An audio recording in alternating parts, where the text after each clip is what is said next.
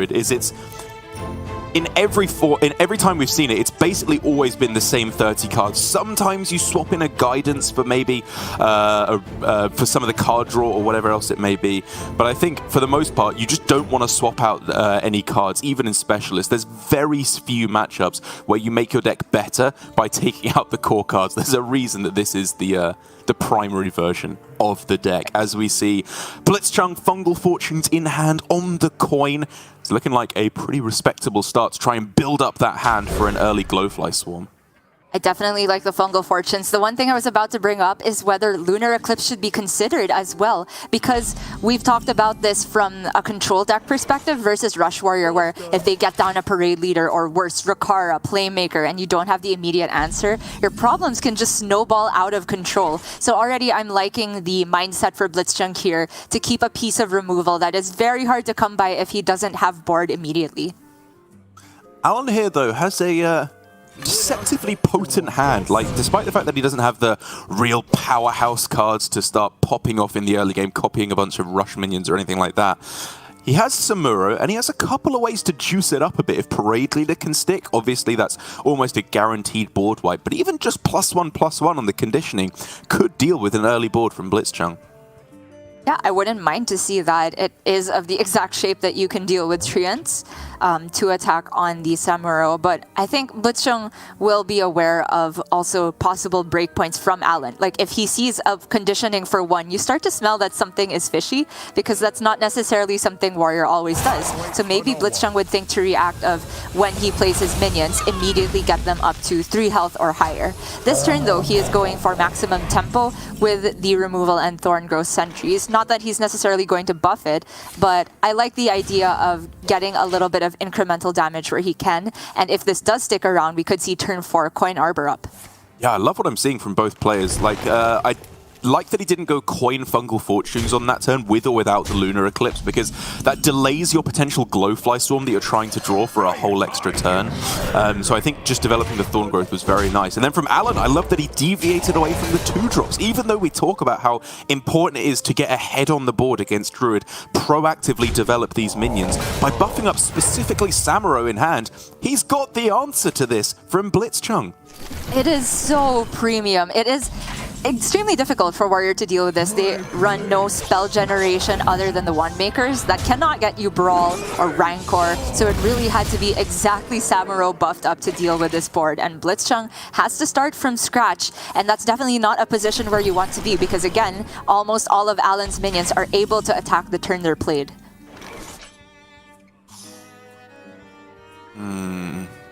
Kind of annoying that the bumper car can't be killed off on this turn, because that would just make it such a clean turn where you're clearing off almost everything. It almost leads me to want to go double Warmaul on this turn, just to take out 2 of the Glowflies and then sweep up 3 of the rest with your minions and axe. I could certainly see that, although it doesn't feel great to have one of them take double hits, or sorry, both of them. So Alan instead just going to play the maximum amount of minions right now. Only one of them can attack this turn, but by having them on board, it's kind of like saying I'm going to trade again next turn. The punish for this is if blitzchung gets to buff many minions, but only 3 on board is probably a deal that Alan would take.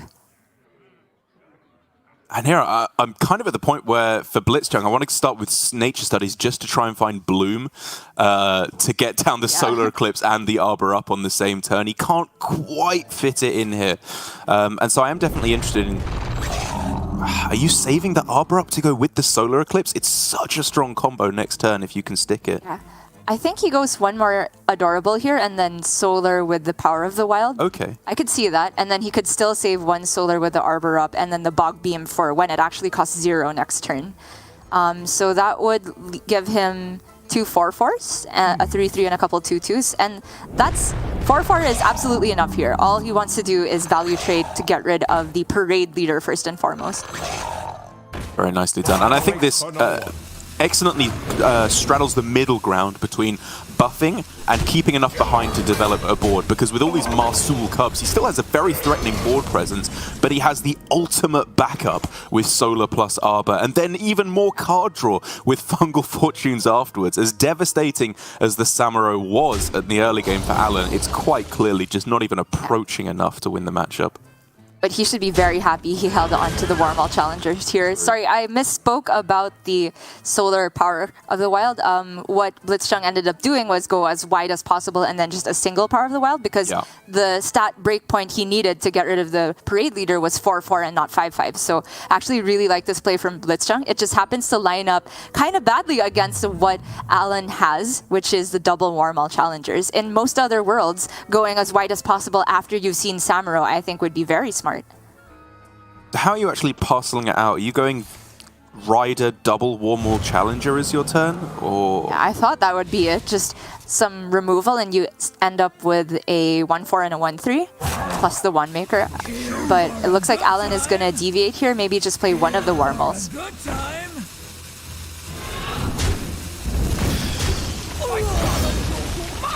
yeah, it still clears up the same amount of stuff, which is perfectly fine. Gets to draw an extra card, and Rakara Warmall Challenger is a fearsome combo for sure.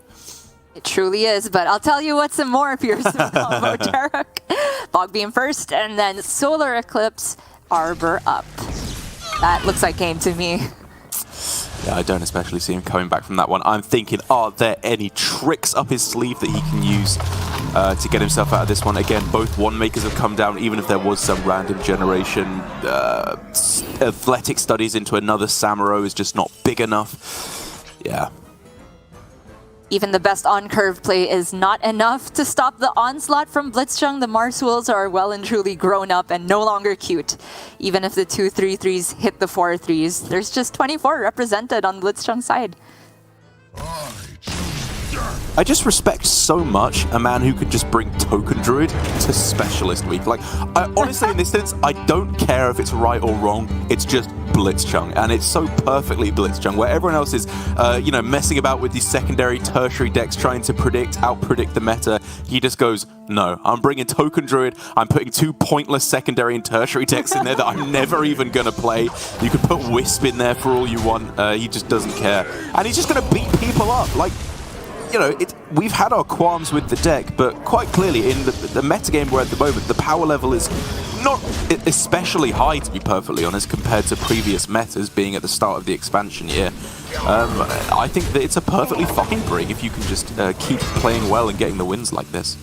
It's definitely the alpha bring, I'll tell you that. we have to honestly say, of course, blitzchung had a very fortunate draw here, but it gets to the point where, like, has it been just fortunate draws for 3 series this far, where I believe he went 2-0 against Tyler and either 2-1 or 2-0 versus Surrender. Very, very impressive players to beat.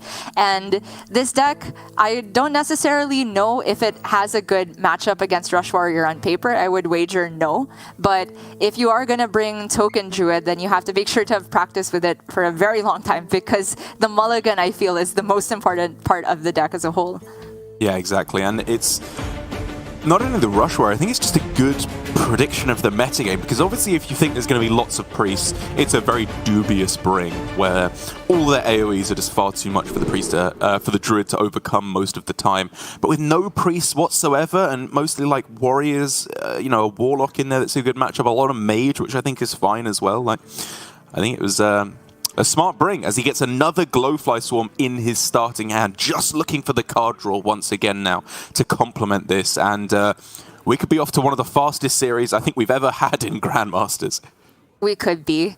I mean, being on the coin again for blitzchung is huge. It just had so much synergy with Glowfly, because you just start off with an extra card and you get to have the Glowfly down 1 turn earlier sometimes.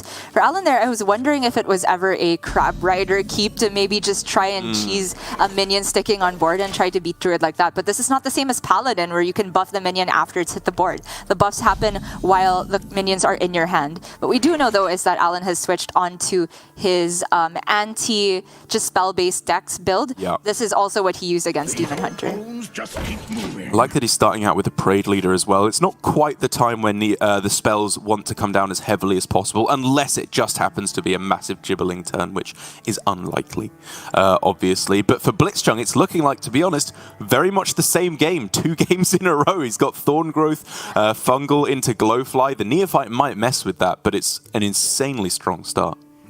And it's interesting because while it's not a huge Gibberling turn, this is a reasonable turn to, say, play Gibberling, Coin, and Thorn Growth. And you can assume a lot of the time that your Spellburst Gibberling stays intact because it's hiding behind 2 taunts. And then you would fill in the curve with Fungal Fortunes. Not necessarily sure if that's good enough, though, because if you just follow up with Fungal Fortunes, very likely Alan will take the trades after you develop only an additional 1/1. Very interesting. Taking a different route entirely with Coin into Fungal Fortunes. You'd have to imagine one of the cards he's most heavily looking for is one that he kept in the mulligan last time in Lunar Eclipse, actually. Being able to take out these small minions, Bumper Car, the Parade Leader, Neophyte, even a Crab Rider if you add in the hero power as well. These are very important plays to make. Raven crying in the background as Alan passes a claw machine by, but I absolutely think that is not the right shape of minion for this matchup. You want more health on things than attack, and possibly the Blood Boil Brute could come down for cheap because Alan can take value trades over things of the size of Thorn Growth Sentries. Well, to be fair, Alan is doing what we set out he should be doing. He has played minion, minion, minion, and his follow-up is also minions, minions, minions, and he can buff them up with the Parade Leader as well. This might be the kind of board that even, again, double Glowfly cannot quite overcome. And, oh, how cheap can he get the Blood Boil? He can get the Blood Boil and the Bumper Car down this turn. That's huge. That's true. That is a huge deal. Yeah. And the Gunarg, if I'm not mistaken? Oh, sorry. One, yeah. They're getting a little bit too greedy there. Yeah. But even then, it's just insanely powerful here, especially as this turn, the Bumper Car was not able to die. But next turn, if it's just Glowfly again, you bump it in, 2 more guys coming in, not waiting in line, smashing into Glowflies. This is the anti-Druid hand that you're looking for as Warrior. Indeed, and Alan can start setting his sights towards setting up lethal, honestly. The 7 damage, I would really want to send that face at this point, especially since Alan can get down yet another Cult Neophyte, make blitzchung's life even harder at this point. Not that Token Druid has much way of answering boards without having minions in the first place. Alright, if Alan is going for the full board clear, then I'd assume it's something like Mancrick instead.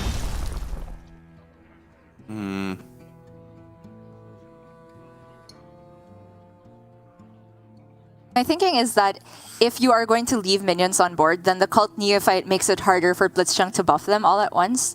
If you make a play that clears the entire board, then I feel that the Cult Neophyte is a bit redundant because what they can do to build board in the first place is something like Glowfly or Arbor Up, which is still going to be playable with a Cult Neophyte turn. So if Alan does take the full board route line, I like the Mancrick getting down. It's the one thing that you're afraid of, though, is Gibberling and then Innovate or Bloom, and then they fit in a Pride's Fury or Soul of the Forest at some point along the way. And my problem was just, on this turn, are you equipped to deal with that? Or do you go for Neophyte this turn to help you bridge the gap to an emptier board next turn, and then Troublemaker the turn after, which means you very likely will be able to clear off most of the board? Because that is exactly what's happening now. Not to say that it was wrong by Alan to go for his play, because he can still clear up a lot of this, but this is getting scary now. Truly is. This could turn just into a face race. I'm not necessarily sure, but Alan has plenty of health to work with. An entire board of Gibberlings can go up to 4 attack apiece with a single Arbor Up. So that's 28. He would have to clear at least one of those, or just say that my ton is going to stick around. That Bumper Car is so almost the nuts. Again, its health is just too high. Buff it to a 1/2, please, Blizzard. Yeah, this is not looking great for Alan. If he has to take many trades here, even if he takes all the trades, there's still going to be 4 Gibberlings left up. Yeah. I'm thinking we could see something like one in here, and then Bumper and Mankrik into one, and then Parade Leader and Sword Eater into another. It's just not great, is it? It's not amazing. And this, you know, as he will just end up probably making trades where possible. I don't think you can go for the plan of pushing everything face. Like, you get one Arbor up, one Power of the Wild, and your board just disappears. There was also consideration for a halfway play where you trade away maybe 2 Gibberlings and then send the Blood Boil face. That eliminates some of the breakpoints. Yeah. But it's hard to account for all of the breakpoints because they might have a Lightning Bloom that still gives you net 1 mana after a Neophyte comes down. And this is, I guess, the benefit that you do get from Neophyte on this turn. Because I was going to say, if they already have a board, Neophyte doesn't do that much. And I still do stand by that to an extent, but it does mean Arbor Up can't come down, and he's not completely blown out of the game quite yet. But he kind of is. This is looking really bad. The Troublemaker has to cooperate big time for Alan to stay in this, and I don't even know what that necessarily means. I think he's supposed to, weapon the 1/2/2 with no Death Rattle on it. Yeah. And cooperate probably means just everything face, right? Because with 4 minions, it's very tough for blitzchung to immediately deal lethal. So for Alan here, I think the best outcome is to try and do the face raise and force blitzchung to make the trades for him. Oh, there's one face as well. Like, you just hope they don't have Arbor Up. That's the real win condition, I think, here for Alan, as you correctly identified.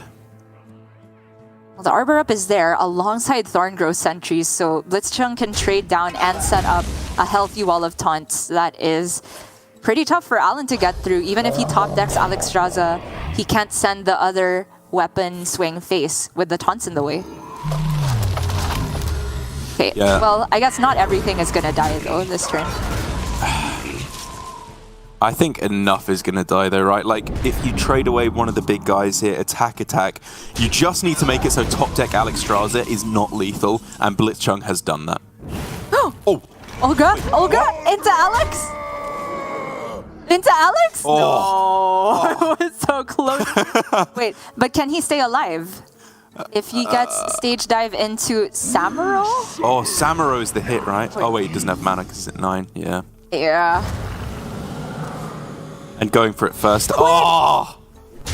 Oh! I don't know if that was the order. Was it the order? It was not the order, Derek. I don't know what the benefit of going for Ogremaster first was. Well, it's if he didn't get exactly Samuro, he would have had it buffed up, right? But because, I mean, Samuro didn't do that much if it was just a 1/6, right? He had to corrupt it first. True, that's true. I don't think that was that bad. Like, just drawing Samuro wouldn't have won him the game, I don't think. So I guess the emote from Alan is just kind of feeling bad that he couldn't.